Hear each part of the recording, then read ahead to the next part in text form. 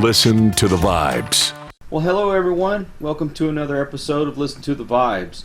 I have here Miss Dale Smith Thomas. I tell you what, she is just full of positivity. You can tell by talking with her and her posts on social media. And she's an author and a speaker, and everybody calls her Dr. Hope. I love the name of your network, and I am so excited to be here. And as we said off the air, this is my calling, not just my career. And I was tagged as the Hope Doctor by an audience member several years ago. And I do a lot of speaking in healthcare. And when all of this virus started, and we all just kind of stopped, everything that I do that is my calling stopped immediately because people stopped having meetings. And so I really had to kind of do an attitude adjustment for myself. And honestly, I grieved it for a few days because I don't know when it's coming back. I don't know when they're going to allow us to be back in front of a big audience. But I started to get quiet with myself and say, okay, this is what is. What can I do about it now? The only thing I can do is continue to share this message in any format that I can. And you and I believe God and universally directed, however you believe, we found each other. And so I'm doing what you're doing, trying to help people, stay uplifted through any format we can to spread some light during this time of uncertainty. Well, this world is so full of negativity as it is. There needs to be a beacon of light for people to know that there's more out there, that there is hope, and they can make something of themselves. I need to get people on here that can be that ray of sunshine to others and to help them so they'll do the things in life they want to do. And you've kind of had to put your money where your mouth is lately. Sure. You've been through a lot. I sure have. And first of all, I want to say I'm so grateful that you've taken a life-challenging experience that you've lived through. And just like so many people right now, we're hearing about we're in this crisis, but all of us in our lifetimes face a crisis of some sort, sometime in our life. And we have a couple of things that we can do. We can view crisis as an ending or as an opening. And you took your crisis and you turned that into an opening to do something different, because I believe that every situation gives us an opportunity to look at it differently and do something with it. And I was born and raised in North Mississippi, out on a little tiny farm, population 2,000. Wow. My name is Dale. Yes, it's my daddy, and this is my first interview since I lost my daddy last week. And I didn't grow up believing that success was possible. It's not something we talked about. I had fabulous parents, but it just wasn't something we talked about. I laughingly say, and my mother knows it's true, her vision of success for me was to get a boyfriend, get married, and have some kids and stay in Webster County. And I lived so far out in the country, nobody was going to date me, so that did not work out for her. So, and then, I'm the very first person in my family to go to college, and my sweet daddy didn't even graduate from high school. Oh, my goodness. We did not have the money for me to go to college. And I'm going to tell this story because it's exactly what you and I believe. It's what we both teach in our own formats. An elderly woman in my community, she and her husband, after they passed away, they had no children. They had donated all of the hard timber on their land, all the timber on their land, as a scholarship fund for any child in my county, which was a lot of it below the poverty level. That county, any child in that county to go to college free. Oh, wow. And now, all these years later, that one woman's decision has put $100 million into education. And I have a degree from Mississippi State because of that. And I tell that story because you nor I know what seeds we're planting and how they're going to come up. I didn't know her personally, but she changed my life. And so what I am so impressed by what you're doing, you're planting seeds of hope out there just like I am, and that your story will inspire someone to say, well, I don't have to view that as an ending. It can be an opening for something different. Every successful person that I've met, they said that, you do things that you plant seeds, and you may never see the fruit of that, but it's out there. Right. And that's the only way to become successful is to give yourself to others. And to also take that risk. And, I never dreamed. I grew up very, very shy, very insecure, had an eating disorder in my early 20s, and never believed that one day I would be traveling the world, standing on stages. I think one of my biggest audiences was 15,000 people. I mean, there's like 2,000 people in my hometown, and there's 15,000 people sitting in front of me. And I would have never dreamed back then, but what I dared to do was just continue to take the next step, not knowing what was going to happen. And I didn't know that professional speaking was a career, that I could talk for a living, and that I could be out sharing a message of hope with organizations. And I actually entered Mrs. Tennessee, which was a pageant for married women. In the late 80s. My son was 3. And I actually won in 1990 and started doing more speaking. And so I just thought if I could win the big sparkly hat, it would give me the avenue to do more speaking engagements. And I didn't even make the top 10. But what I learned from that is that nobody's opinion of you has to be your reality. That I had limited myself by saying, I have to do it this way. And God in the universe said, no, you really don't. And so I had a decision to make when I lost that competition, if I was going to let it defeat me or define me. And every situation we face, we can either let it defeat us or define us. And just like you, Kyle, you've let this experience define you and refine you and help you spread a message. And that's what I've done. And now, since I've lost that title all those years ago, I've traveled around the world. I was a guest expert on the Dr. Phil show. I've been on many national television shows, and I only say that to you guys, not to brag or boast, but just to tell you that I'm a little girl from a dirt road in North Mississippi, and who dared to dream and who dared to take a risk. And wherever you are today, whatever you've got going on today, just stand up inside yourself and find that dream like Kyle and I have done, and just go for it. Just go for it. And find 1 or 2 people. You don't have to have a big posse that believes in you. Find 1 or 2 people that you can hang on to. Email one of us and let us speak life to you. And find some people that'll speak life to you. And go out there and do what you're called to do, because if you're called to do it, only you can do it.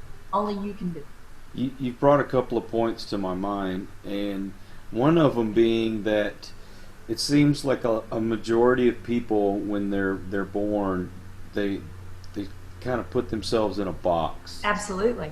Their environment and all that kind of stuff. Right. And so they get into this kind of comfort, or they're used to living a certain way, and they don't want to get outside of that. I've known one of my best friends became a millionaire, and he at one point in his life was told that he was never going to amount to anything because he did so terrible in school. Well, little did they know he was dyslexic, and he learned how to actually read even though he had that disability, and he became an architect. So that just and he goes to didn't show. let someone else's opinion tell him that he couldn't make it. Exactly. And the thing that turned me around was actually my parents were putting me in piano lessons, hoping I would learn to be a little more confident and have some self-esteem. And we found a piano teacher in my neighboring county because we were, like I said, we were poor. She was just a couple years older than me. And when I met her, I was so amazed because she had this vibrant spirit and this beautiful energy. But she had been crippled in a car accident at age 11. Oh, wow. Was told she would never walk again. And not only did she was miraculously healed from that injury, and in 1980 she walked the runway as Miss America. Oh, wow. And all of those years when she was struggling with her handicap, with her leg being injured, what she could do, she was very musically talented. So instead of focusing on what she couldn't do anymore, She simply switched all of her focus to what she could do, which was her music, and to perfect that craft. Because what we focus on gets bigger. But like you said, there's so much negativity. And what I've found, and I'm sure you have too, negativity is normal.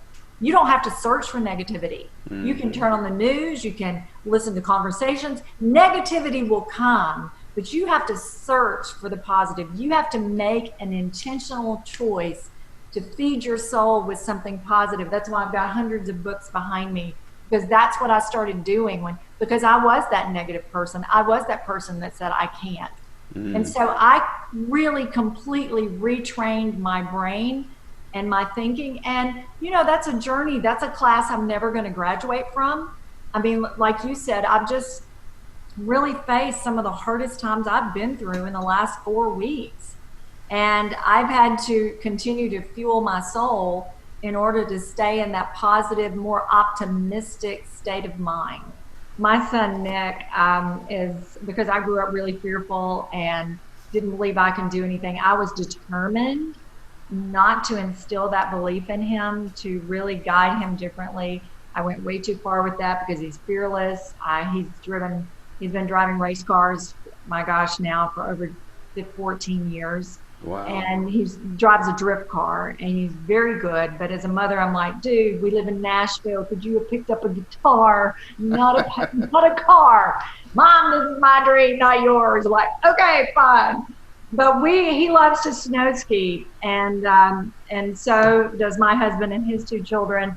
And hey, y'all, I grew up in Mississippi. We ain't snow skiing down there, This Southern girl ain't snow skiing. She watching football.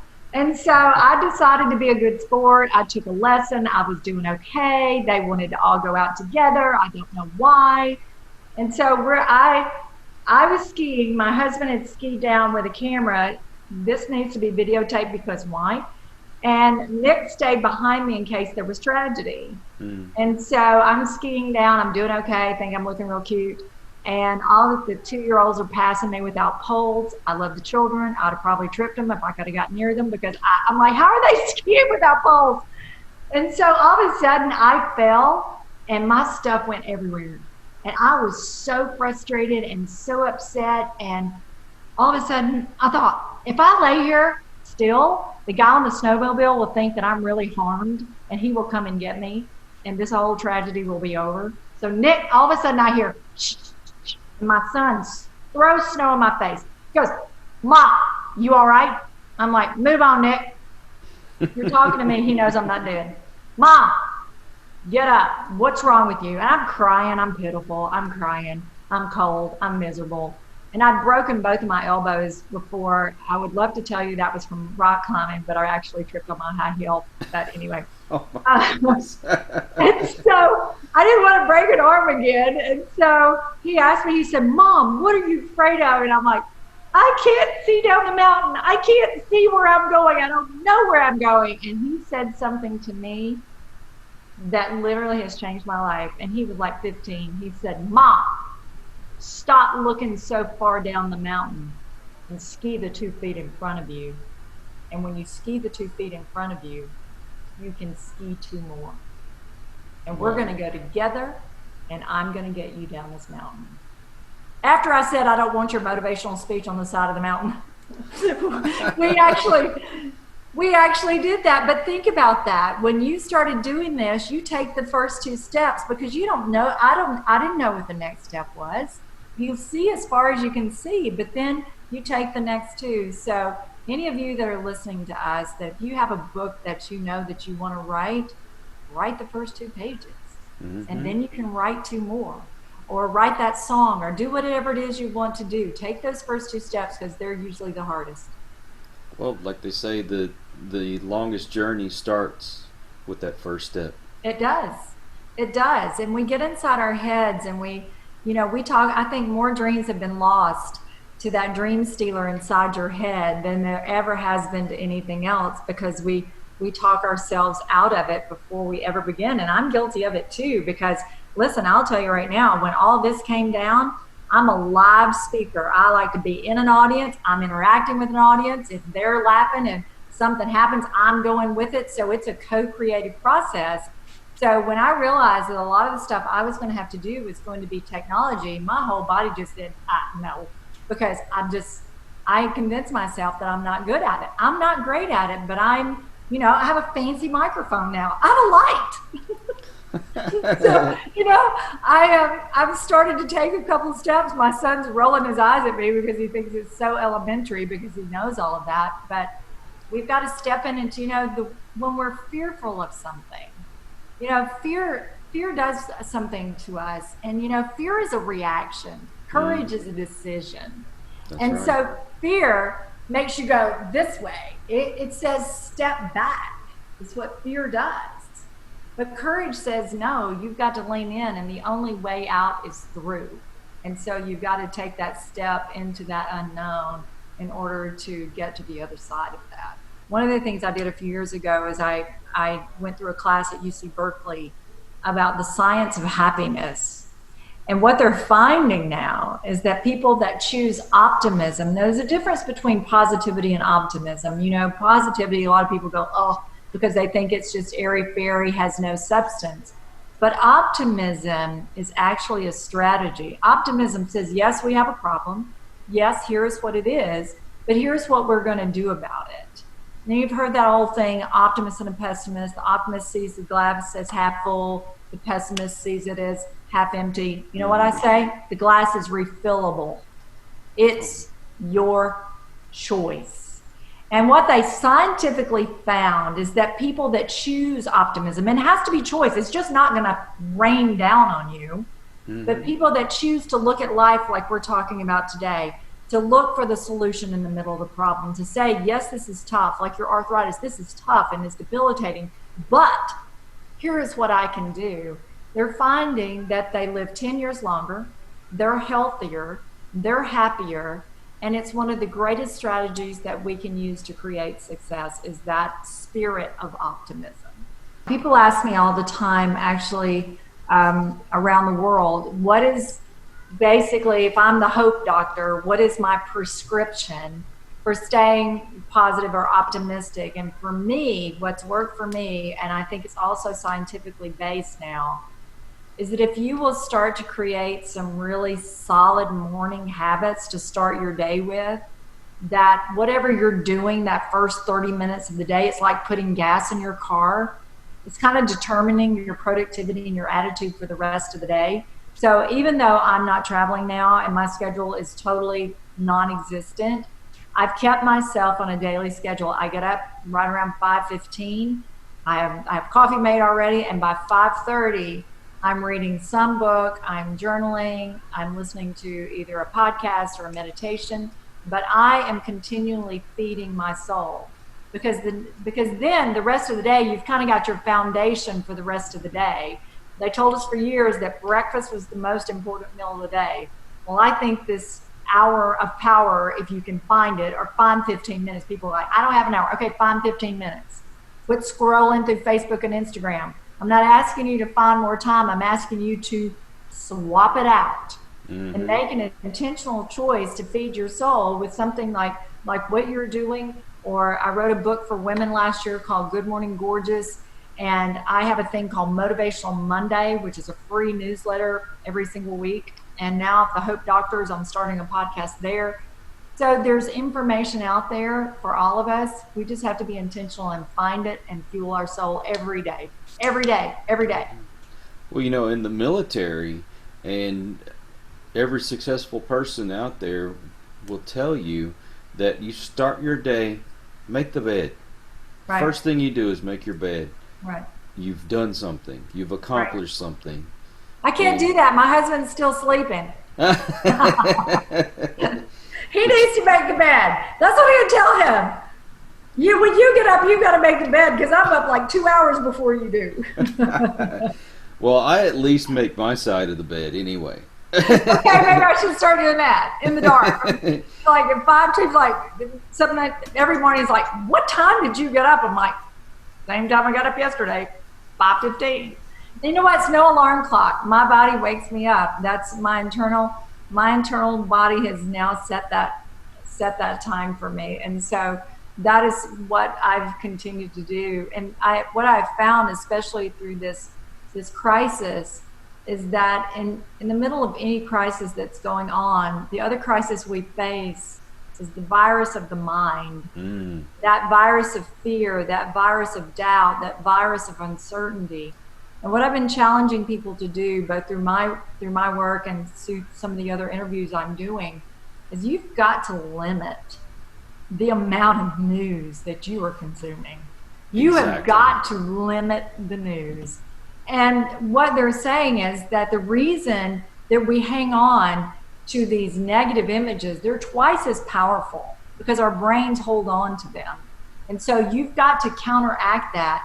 So I'm asking people, first of all, be intentional and ask yourself, how much news am I really watching? Because what I found I was doing, and I'm not a news watcher, but I would be standing in my kitchen making dinner, and I'd flip on the 5 o'clock news to see the weather or see what's going on in Nashville. I'm still cooking. 5:30 national news comes on. Then it rolls into the 6 o'clock Nashville news. You know, before you know it, you're an hour and a half in, and then 10 o'clock news. And I'm like, wait a minute, what am I doing? And so I'm just challenging people, cut it in half. Cut it in half. Cut that news in half. And if you're scrolling all the social media and it's negative, cut that in half and replace it. Replace it with your show. The actor John Krasinski, I don't know if you've seen what he's doing. Some good news network. Yes. I just read that one of the networks is picking it up on their all access. No kidding. And I just think that is so fabulous. And so there's no excuse. There is good news out there, but you have to be intentional about finding it. And so that's what I think the message of you and I and the people that do the work like we're doing is to get that word out there. You've got to search for this good news, and you have got to put it into your soul. You know, Rainn Wilson, he's doing a podcast every day. It's 2 o'clock Central Time, so it'll be 3 o'clock your time out east, right? No, I'm Central. Oh, you're still in Central? Mm-hmm. Okay, yes. I couldn't remember where it Nashville's changed. right on the line. Knoxville and Chattanooga are Eastern. Nashville, Memphis, Central. Well, anyway, every day he comes on and he's got something positive to talk about, and you know he even invites a couple people to just randomly. You know, you could be. I love that. I'm going to check that out. I love that. Thank you for sharing that. It's called Soul Pancake. That's the Instagram. So. I love it. Soul Pancake. See, there we are. We've already shared something, and there's another one I found called the Good News Movement. And they're sharing videos from around the world. And it's just fun videos of, there was an older couple dancing, there was babies laughing. You know, we need to take that time out. Time out. You know, I said the world has been put in a massive time out. And you and I both know, because we're football lovers, if a game gets out of control, what does the coach call? Time out. Mm-hmm. We got to refocus. We got to readjust. We got to reset the game plan. Well, people, we're in a game we've never played before. In a pandemic like this, in our lifetimes, we've never played this game before. But we have got to double down now on what we can do, which is this self-certainty of changing our attitudes, being more optimistic, and tuning in to the messages that will lift us up. And so that's what I'm encouraged. That's why I'm the hope doctor. I'm trying to encourage people. You've got to search for this hope. You have to search for this hope. It's out there. You just have to look for it. I'm working on a couple of new books, and one nonfiction, and believe it or not, I'm writing a fiction book, or let me say it's writing itself, which honestly, I'll be right there, be right out here. I'm going to be vulnerable and transparent. It scares the heck out of me because this is so outside my comfort zone. But and I've never shared this on a podcast before, so here we go. You know, when it comes to me, I'm like Dolly Parton. If it's in my head, it's out my mouth. But are you familiar with the term catfishing? Do you know that term on the internet? Yes. About 3 years ago, I was catfished in a great big way. And it wasn't, you know, most of the stories you hear about all these romantic catfishers, mine wasn't that. And he was posing as a sports agent. And my son was just getting started or going pro in the drifting world at the time, or trying to go pro. And so, you know, I'm always networking. And so we carry on conversations for 2 years before I find out he's a complete fake. Oh my God. And never knew where he was. But anyway, some of that experience kind of has written itself in my book. And so I'm putting that out there right now to hold myself accountable. So while I have the time off, I'm doing work on that book. I'm doing more actually speaking engagements for companies virtually as a performance coach and a speaker. And then I'm working on a new book that's a self-help book. So this time is giving me time to really get some more information out there to help people in a different way. You know, I've always had to ask my grandkids how to work the computer and my cell phone. And You're doing great, though. Look what you're doing here. Well, you know, I made a conscious effort that I was going to learn how to do editing. And it kind of came out of desperation because a friend of mine, his son, is like really into doing the music stuff on the computer and that kind of thing. And so I said, hey, you know what? You can advertise your stuff on our show if you'll do the editing for me. Awesome. So he did like, you know, I think 2 shows, and then he just stopped answering my messages after that. And so I said, you know what? I'm just going to have to learn to do this myself. Yes. And, you know, yeah, you're going to make mistakes when you first start out. I mean, you didn't just jump up and start walking when you were a baby. That's you right. stumbled. You fell down, you get up. Exactly. You just keep getting up. And now I sit here and I'm so excited because I've learned how to do all these cool things like graphics. And so I made an intro and an outro for a new show that I'm about to start. And I got to thinking the other night, you know what, I'd like to do this and like to do this. So I changed everything all together. And it was, mind you, I'd been on the computer all day long working on this first one. And now it's half a day. I've got 2 videos already done. And I'm just like, yeah. So, and a lot of it, I don't ask anybody. I just get on YouTube and I look it up. Right.